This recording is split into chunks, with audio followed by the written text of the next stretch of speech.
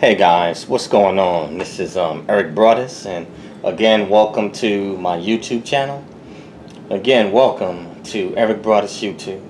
And what I wanted to cover today was some military content. And on this one, I would like to title it How to Navigate a Successful Career in the Military. And again, it's titled How to Successfully Navigate a Career in the Military.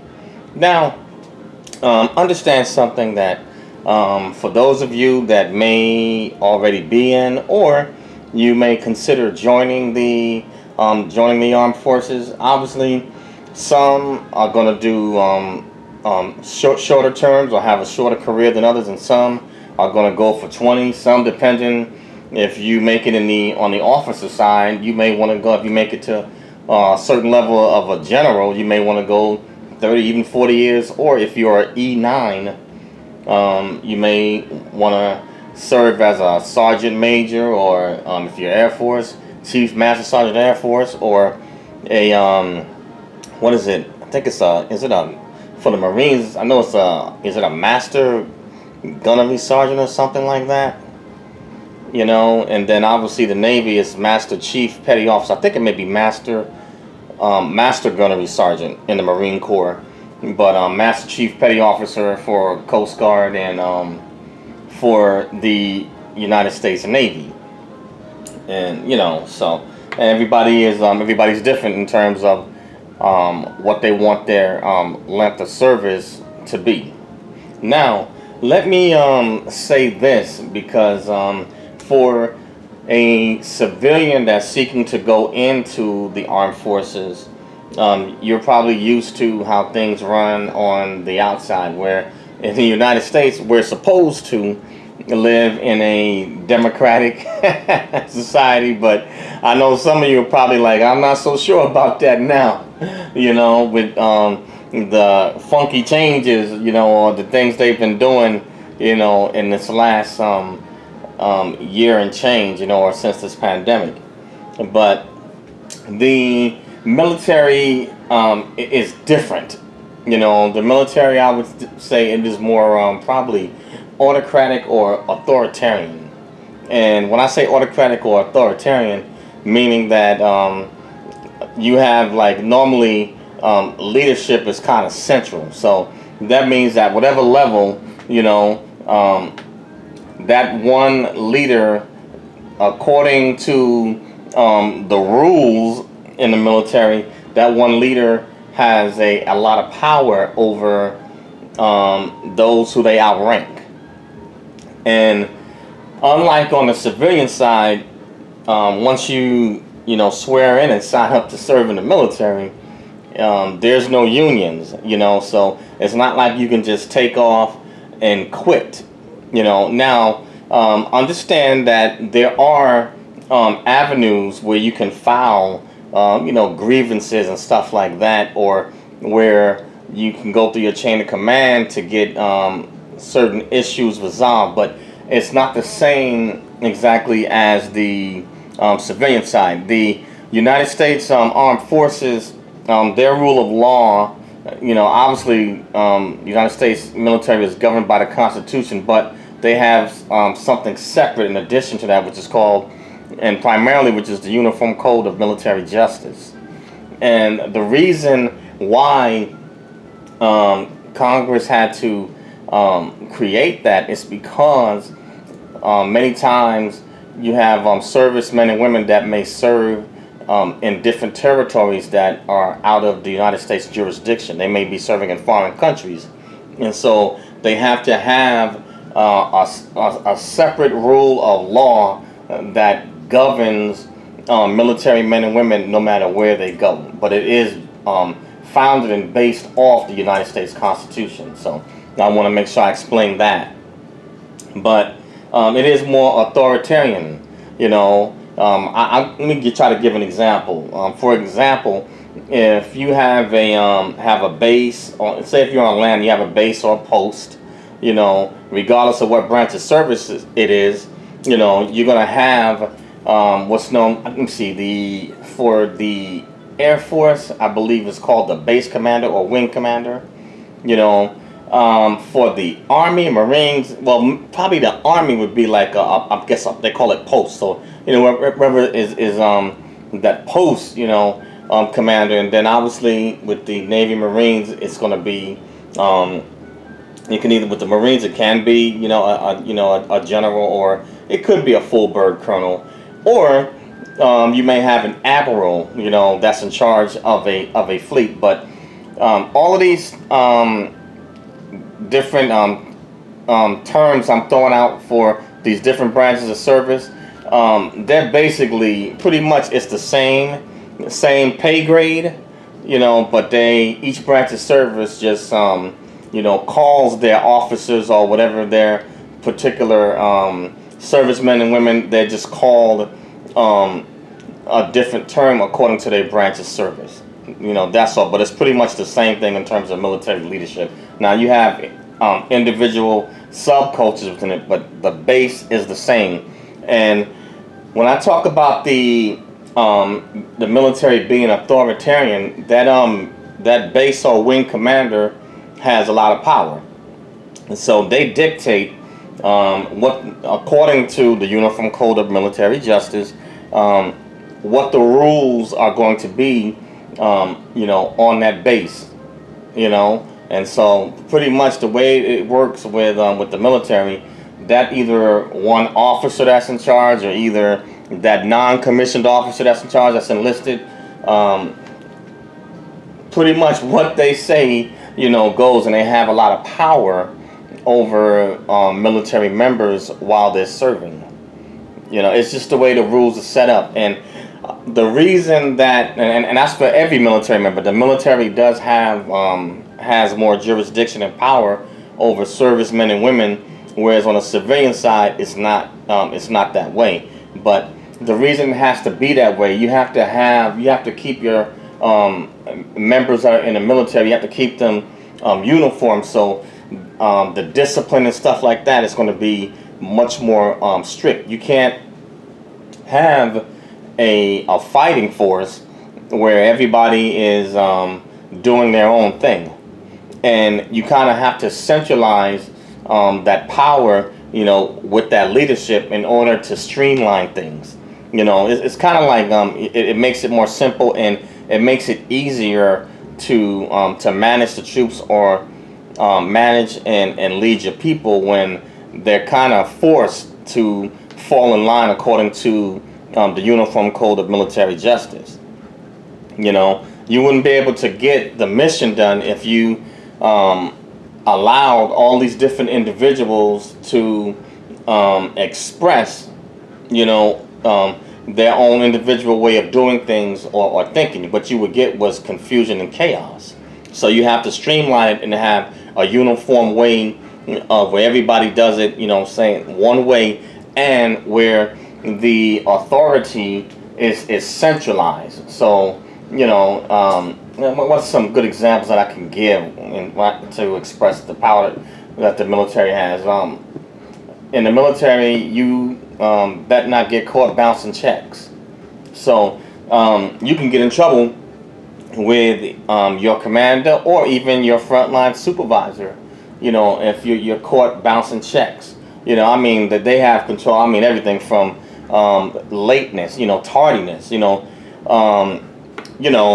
public display of affection, you know, while in uniform. You're not allowed to, or you're not supposed to display that while you're in uniform. And there's other things, you know, fraternization, you know, officers enlisted, or if you're too high ranking and you're having unprofessional relationships with individuals that are too low ranking for you. It's a whole bunch of things, but the gist of it is that if you are going to have a successful career in the military, you definitely have to be able to navigate through personalities, but you also have to understand what the setup is and what the rule of law is. You know, the rule of law is Uniform Code of Military Justice. So what are the rules? You know, how do I operate in this particular environment? Because it is totally different from the civilian side.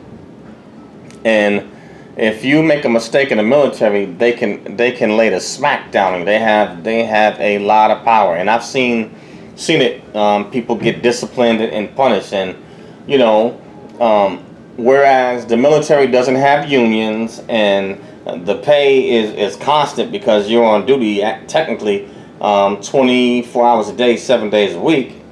But if you cut a fool and act up in the military, they can do all types of stuff to punish you before they let you out. So you don't get fired in the military. On the civilian side with a job, you can get fired. In the military, you don't get fired. You can get kicked out, and lose your career.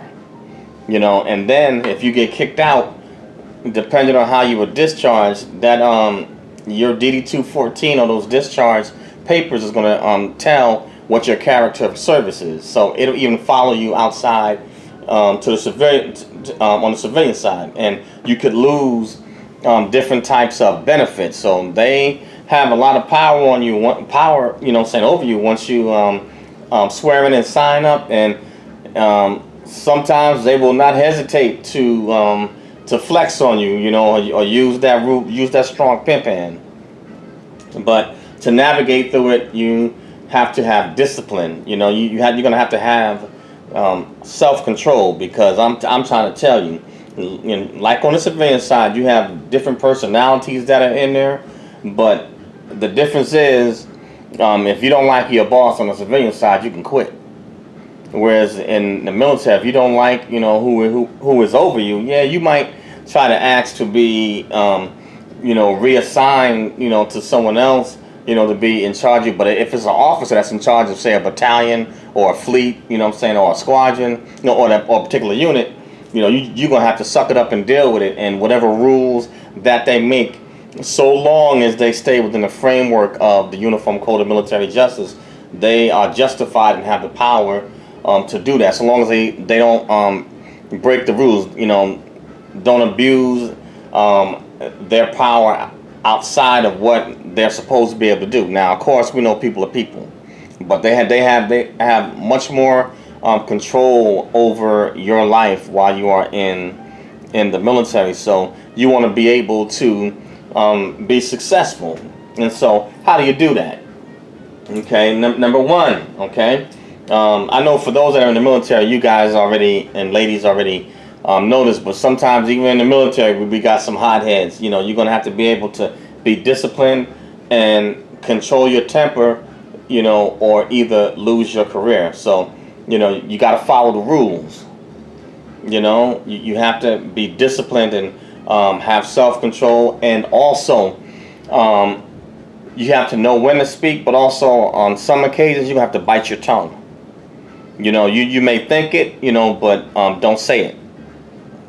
And I made a video before talked about knowing how and when to pick your battles wisely in the military. You gotta know when to pick your battles. Sometimes you just gonna have to suck it up and just get with the program. But you keep your head and control your tongue. Know what the rules are. Find out what your bosses, what they expect of you. What are the expectations? What is expected, of me. And the one thing I would say, if you're considering joining the military, or if you're in, you have to don't self-destruct because they're gonna ask you to wear many different hats. In the armed forces, you do more than just one thing. It's more than just your job. So I mean, you may go to work, do your job. You have physical fitness training. Then you may have many other different duties that may have you working longer than the typical 8-hour day. And at certain times there may be certain obligations or responsibilities that may be laid on you by your supervisor, or whoever it is that's in charge. And as long as they are within their legal authority, then you have to obey. So you have to be able to follow orders. If you can't discipline yourself to follow orders, you're gonna have a hard time serving in any branch of service. It's not an option. You must follow orders.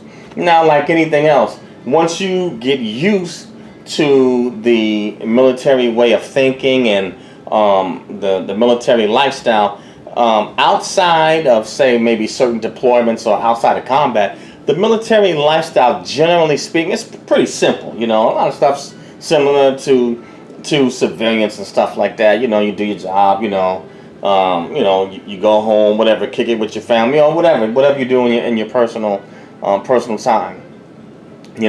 But if you're going to be successful, make sure that don't be tardy. Do your best. If you can, what I'm saying, to be early. You have to know what are the standards. Within your particular unit. Definitely don't fail your PT test. If you have different types of schooling, even though it may not seem to you because you're not paying for it, believe you me, it is in their branch of service budget. They do pay lots of money when you get different types of training. So definitely, you have your downtime to kick back, but make sure you pass all your training. If you got certain courses that you need to take care of, handle your business. Develop a program for yourself, or prioritize. Learn how to prioritize what your duties are, and goals, whatever like that, so you can stay on top of things. In the military, when you have to do so many different things, sometimes you want to make sure you prioritize and that you're organized, so that way things don't get out of control. Let's see, what else would I say if you want to navigate successfully? Like I said, definitely personalities. You must learn to deal with diversity in the military. You have individuals that are from different parts of the United States, that are of different races, different religions, different creeds. Obviously, you're going to have male and female sex, and I think maybe the rules may have changed for those that may be, it's no offense, it may be LGBT or whatever like that. I think it's I think you're allowed to be open, what I'm saying, with it. So you have to respect, other people's, way of life, what their beliefs are, and how they choose to live while in the military, because you're dealing with a culture that it's a mix of so many different types of people and individuals that come from backgrounds, that may be different from yours. So you will definitely, learn to have a high level of tolerance, or even you can even learn from these individuals, but that is up to you. But by the rule of law, you have to treat everybody fair and equitable, regardless if they're different from you. Treat everybody fair and equitable. Make sure that the general rule, make sure you follow the rules, and make sure you keep your word. Make sure that you're dependable and reliable, because then you establish a good reputation and you build, credibility, and you have a good name. So now people know that they can count on you. And in an environment like the military, where they have a lot of control over you, because even if they have a lot of power over you, on the positive end, they can work things in your favor. So you want to use some wisdom. Don't shoot yourself in the foot. You use some wisdom, use some common sense, and like I said, definitely know when to speak, and know when to be quiet. Keep your nose clean. Keep your nose clean. Don't stay out of trouble. The United States military is not the place where you want to get into any type of trouble. Keep it clean. For however long you're gonna serve in there. Some of you are going to decide to be lifers. Do the whole 20 or more. And if you serve honorably, I'm telling you, I promise you, it will definitely pay off. There's some bennies, you know what I'm saying, benefits, to that. But if you choose to serve short term, there are benefits of that too. But make sure, do your best. Make sure you come out with an honorable discharge. But I don't want to keep on. I don't want to ramble or go on much longer. But I have some more military content. But this one is how to successfully navigate a career in the military. And these are just some basics. Just some basics. But if you follow those basic principles, and know, what the rules are, know whatever branch of service you in, while you in that uniform, know what is expected of you. You can't meet expectations or exceed something if you don't know what the standard is. So be proactive in your career. Be proactive. Don't wait, because nobody is gonna just drop everything in your lap. You're gonna have to be a go-getter and go get it. But that's all I have for this video. Again, the name of it is How to Successfully Navigate a Career in the Military. And thanks, guys, for listening. Thank you to all my subscribers. I really appreciate it. And the name of this channel is Eric Broadus YouTube. That's EricBroadus YouTube, or ericbroadusyoutube.com.